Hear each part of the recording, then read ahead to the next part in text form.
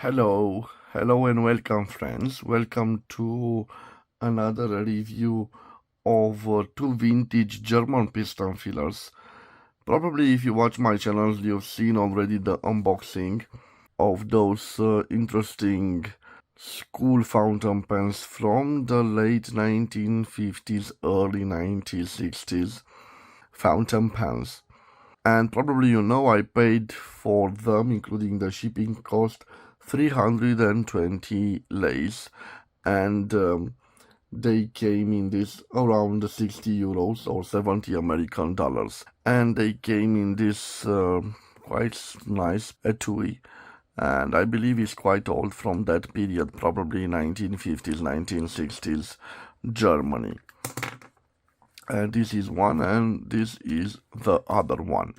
So I will start with the main reason I bought this lot of fountain pens. And the reason I bought this lot of fountain pen is this pen, especially this nib, guys.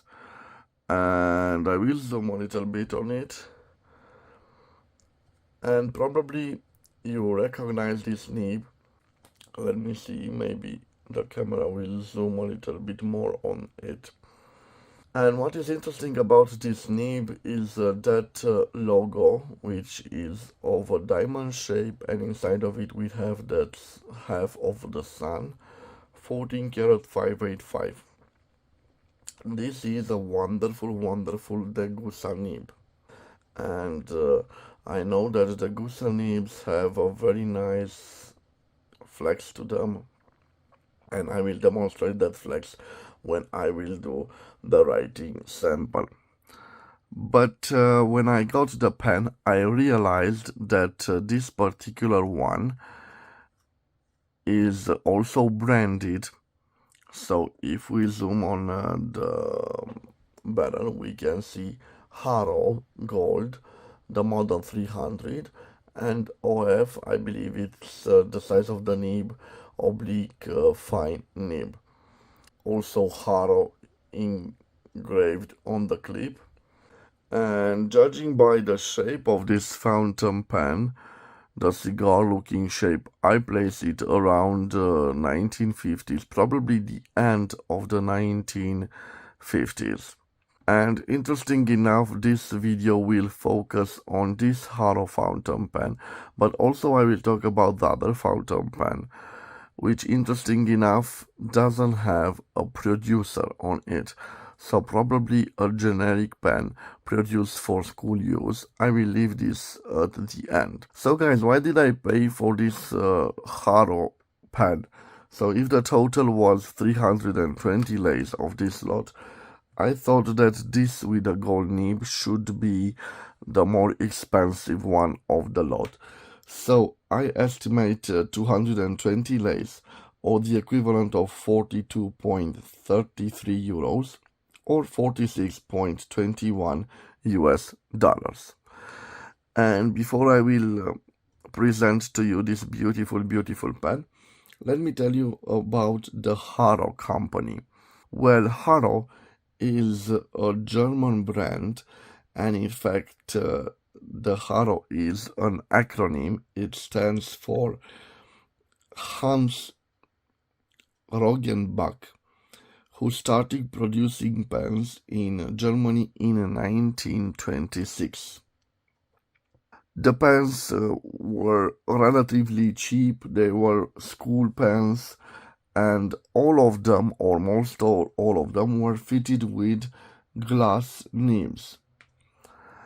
The glass nibs were very interesting because they were used for carbon copy writing, and they were very practical and very cheap to produce.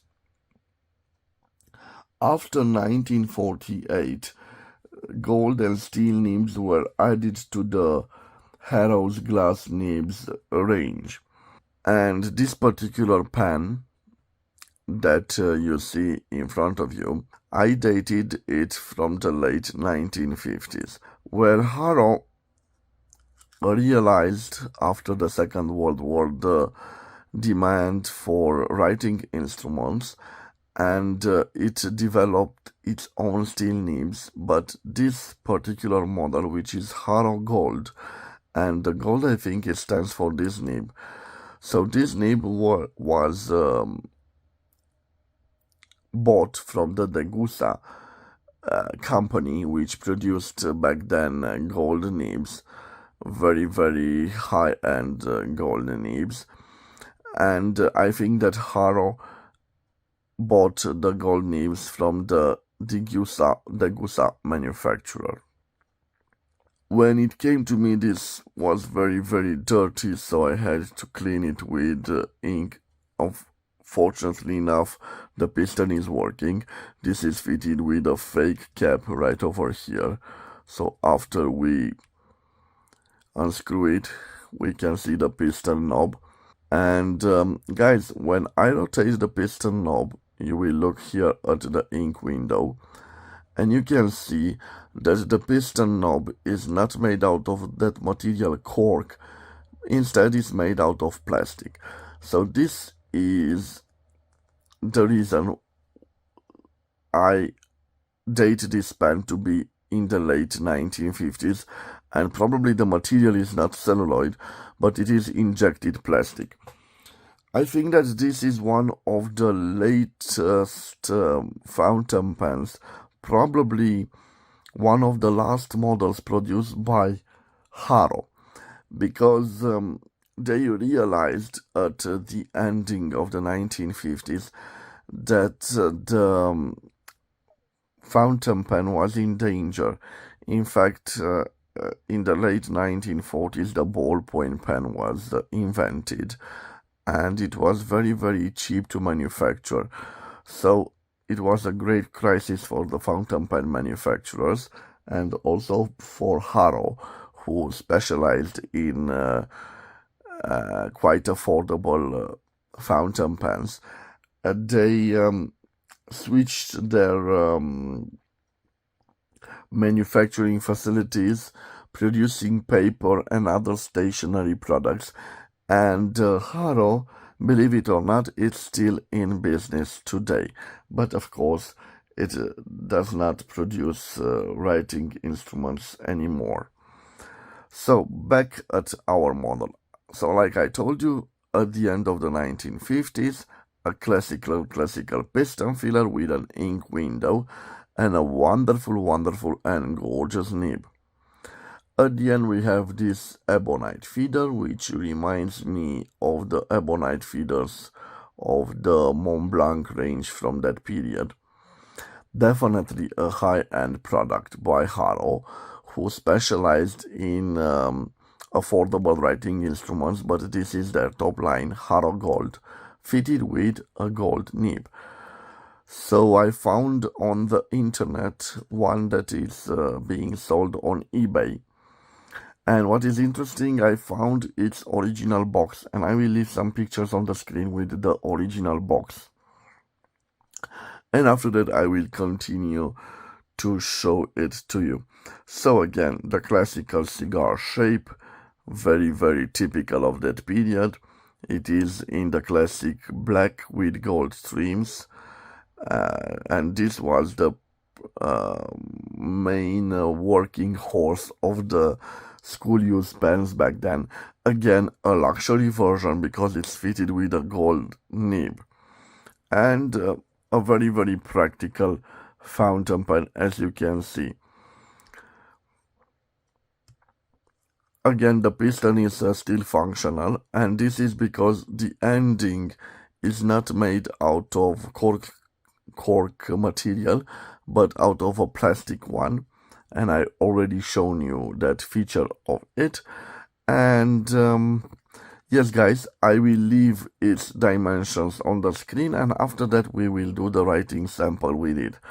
A very, very interesting pen, produced by a very, very interesting German company, Haro, which was well known for its fountain pens fitted with glass nibs. And I think I have one in my collection. Unfortunately enough, when I'm filming this video, I could not find it. I was digging some more information about the benefits of a glass nib, but I think as soon as I will find it, I will do a video on it, and maybe a comparison with between the gold nib of this late 1950s product and that nib. I think it's also from the 1950s, but we will see in a future episode. So guys, this is all I had to tell you about this Haro pen. And now let me show you the other affordable pen. Again, also from the 1950s. This one, you can see it has a different design, a more classic design. It's not that flat top ending. In fact, it has this conic ending here and pretty much also here. So it's quite a symmetric pen, a quite well built pen. Again, black with gold plated streams. It has an interesting clip here, but unfortunately we don't have any producer name engraved on it, so probably a generic brand and a quite affordable brand.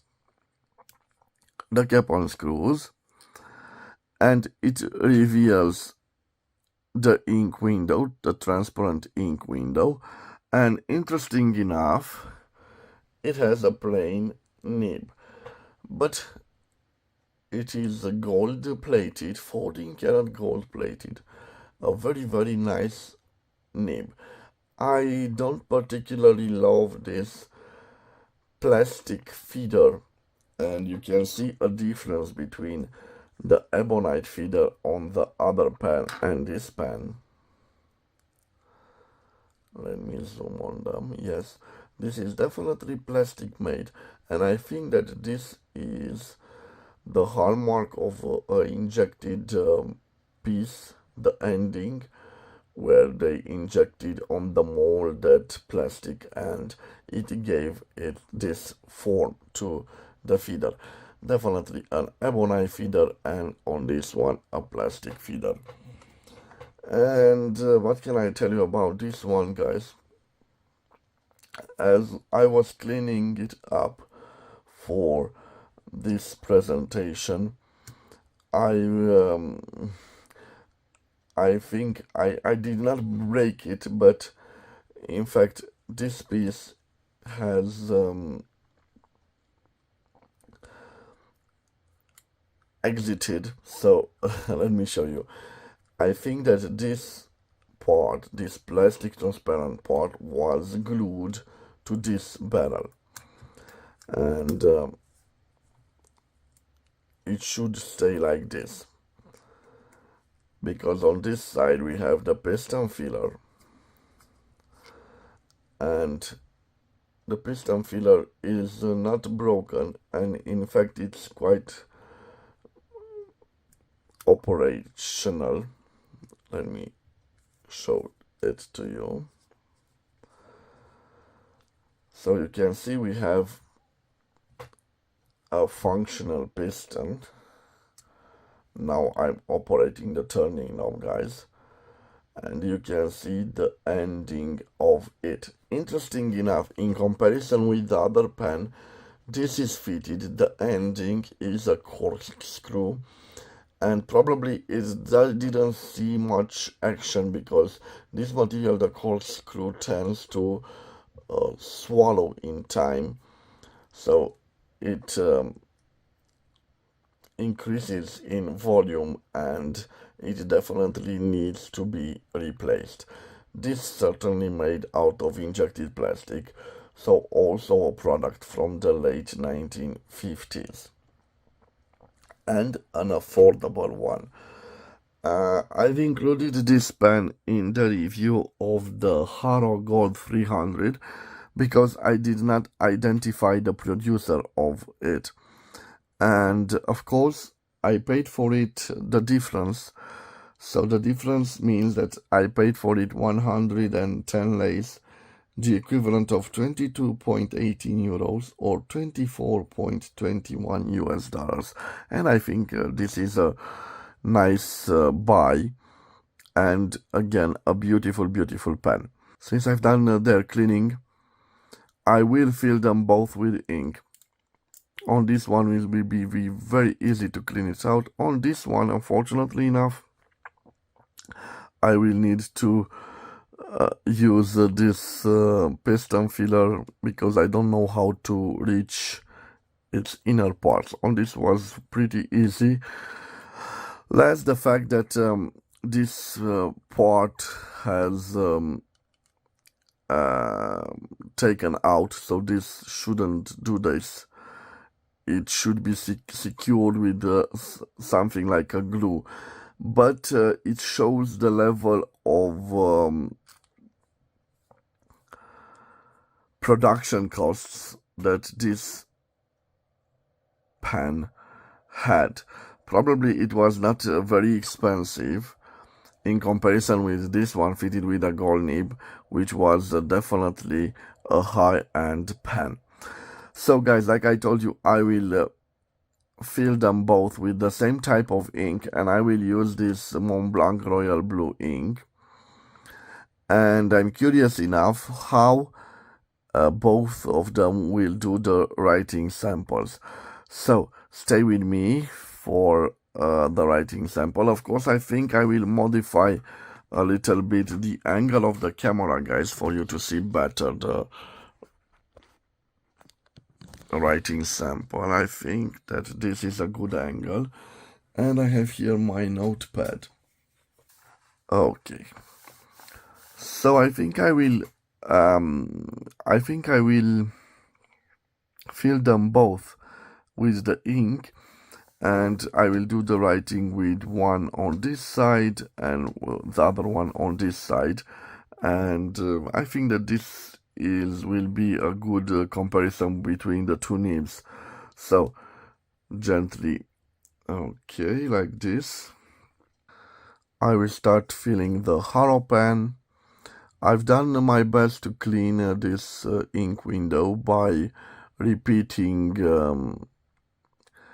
with water, by filling it up and operating this piston.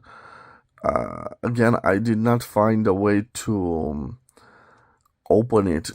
So after you remove this, if you rotate this counterwise, it should open, but this was quite stuck and I did not want to break it, especially because the injected plastic is quite fragile, more resistant than the celluloid, but nevertheless quite fragile. So I will open the ink bottle like this. I will take out the fake cap like this. I will operate the turning knob like this. And now I will gently insert it in the ink bottle, and let me see if I can operate the piston.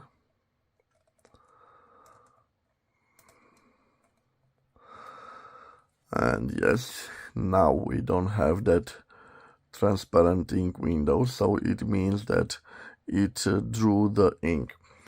Gently I will remove the excess of the ink from the grip section, and now I will be ready for the writing sample.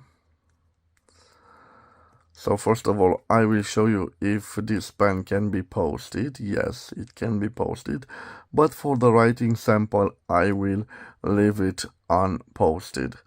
So this is the first one. I will put back the cap, and let's put this here. And the second one, I have to be very careful when I will fill this with ink. So basically I have to hold this part, but this one has an integrated filling piston, so not a fake cap, as you can see. And I must take care not to, let's see, like this. I hope I can draw enough ink. Okay, like this. And I'm also hoping for the ink not to spill through this part, but it stands quite nice. So let me remove the excess of the ink from here. And again, this can be used posted like this. But of course, for the writing sample, I will use it unposted. Okay, let's place it right over here. Okay, so I will put back the cap, always put back the cap. And now we are ready for the writing samples. And let's start with the star of this video. I'm sorry guys, I hope I won't ruin it. Yes, I will zoom like this. And I'm ready for the Haro-Gold 300, fitted with that beautiful, you can see that beautiful Degussa nib. So let me see. Here we have a Haro.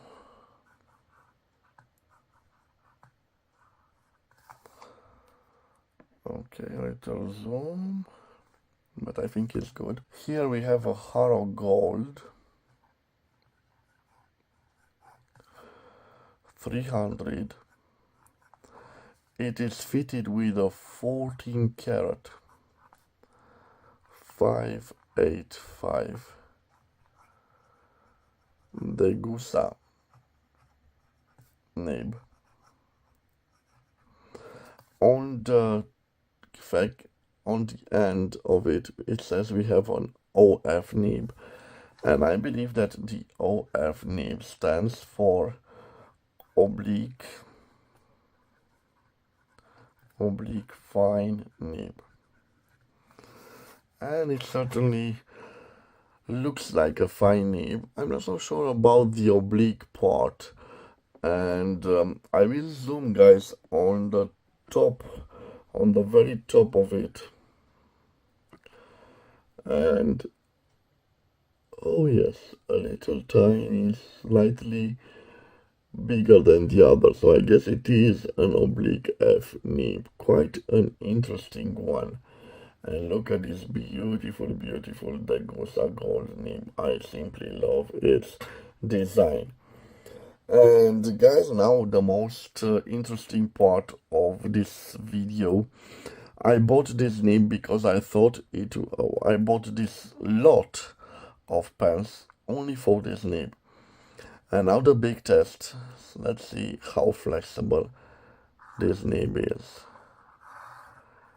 And I was not wrong guys, you can see that definitely we have a little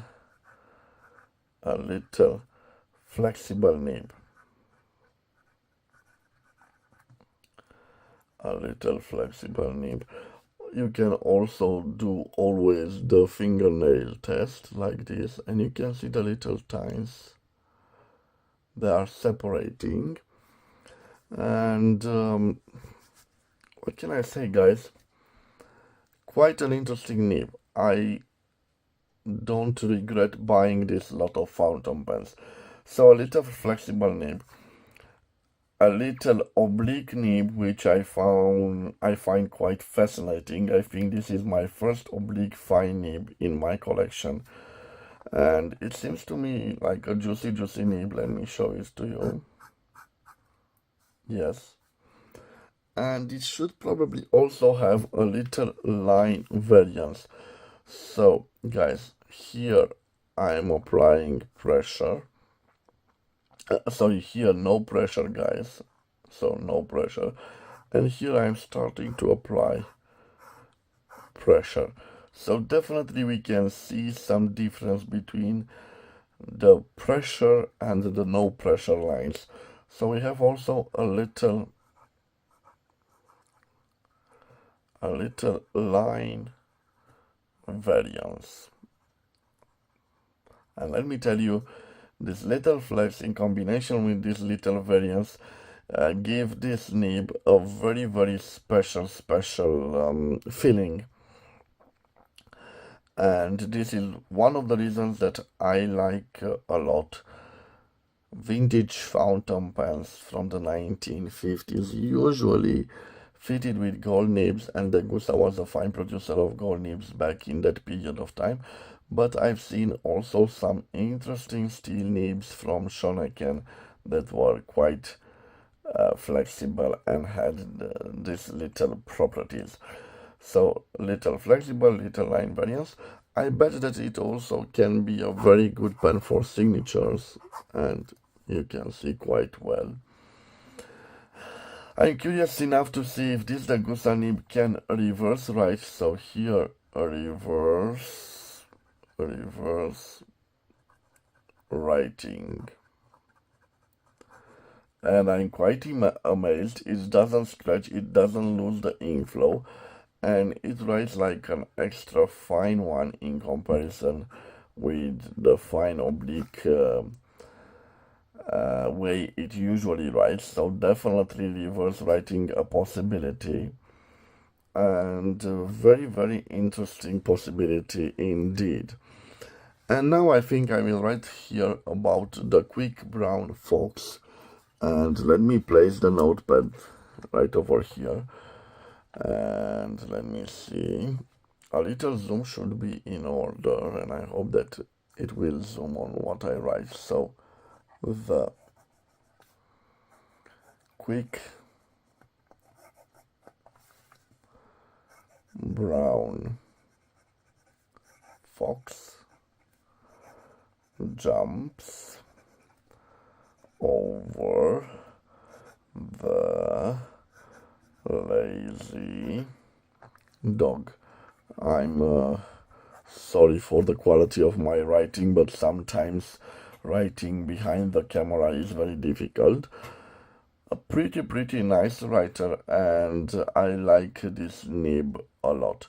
Speaking about the nib, let me show you another pen, this time a no-name pen from the same period, so from the late 1950s, fitted with a steel nib, interesting enough, written on it 14 karat gold plated, but I believe also a German produced pen, and maybe an outsourced nib from England or the United States of America. So in comparison, I think I will leave right here. So this is a no name, and interesting enough, it has some little problems with the ink flow. When this happens, I usually take a little drop of ink. So I operate this piston. I will give pressure, enough pressure to form here a little drop, but let me see. And yes, now it works. Oh, I hope it works. Usually when the pen does like this, probably you need to take the ink, so that piston again,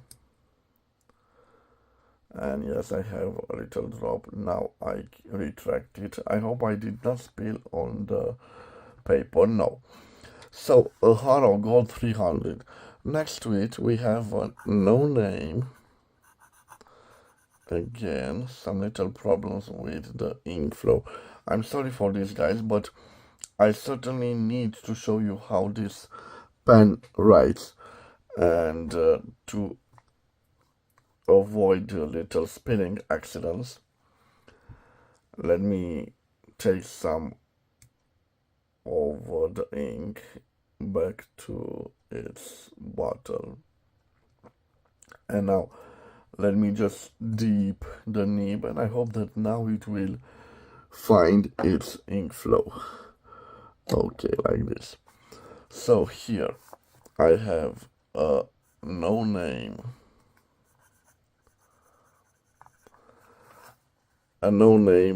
let's say school Japan. I don't know about the producer of it, but it seems to be a fine nib, also a fine nib, but a steel nib, gold plated, 14 karat gold plated. And yes, probably it will be better for you to see also if we have a flexible nib. And interesting enough, I don't see that flex to it. Let me do also the nail test. It has a little bit, but not like the gold one from the Degussa. Let me do a little bit more of a test right here. And I don't like it because it scratches when I apply pressure to it. So definitely not a flexible one like the Degussa nib. Let me see if we have the same juiciness to it. No, not the same juicy nib, but quite a smooth nib. It only scratched when I applied pressure to it. Let me see the line variance if we have some. So right over here, no pressure, guys. And here I'm starting to apply pressure. So definitely we have a line variance present on this no-name 14 karat gold plated nib. Okay, I'm curious enough to see if it does the signatures. Yes. And one thing I love about it is the fact that we have a very, very smooth nib. It did the signatures quite well. It glided through the paper, so quite a practical nib. And I'm curious enough to see if we can reverse write with it. But I tell you no. In reverse write it scratches a little bit, same as problem as we can see here. But in simple mode, I will show you how nice it writes. So the same quick, so the quick brown fox jumps over the lazy dog. The only problem with this no-name fountain pen is the fact that probably due to this cheaply made feeder, it lacks the appropriate ink flow. And probably this is the fact that here we can see the lack of the ink flow, this inconsistent writing. But probably it's a matter of adjusting this feeder and adjusting the ink flow. I'm so frustrated right now. I will operate the piston, and you can see also the pressure of the piston. But I want to show you how smooth this nib is if it has the right ink flow. So again, the quick, again it scratches a little bit.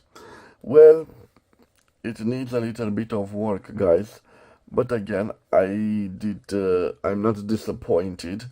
This was like a little bonus.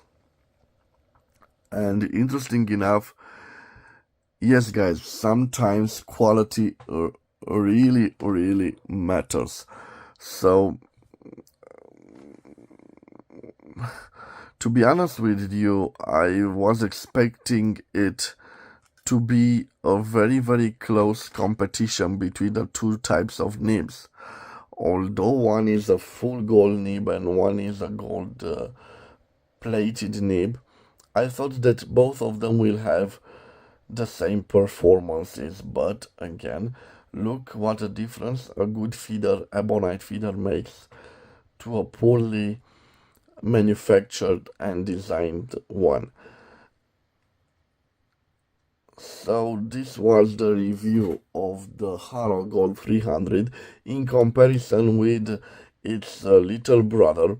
So they arrived in a pair, and I think I will hold them in the pair in this beautiful etui that I bought them. Again, not disappointed about the Degussa nib, and I'm recommending it to you guys. If you see a pen fitted with this type of nib with that interesting logo, just buy it, guys. It is a very wonderful nib, and I don't think you will be disappointed by it. So this was the review of two German fountain pens from the late 50s, probably early 1960s. Well built ones, especially the high-end one. But also this, I think it was a relatively cheap variant, and when it was new, I think it performed quite well. I want to wish you to have a nice day, my friends, wherever you are. I will see you again in the next episode. Till then, bye bye, my dear friends, and God bless you all. Bye bye.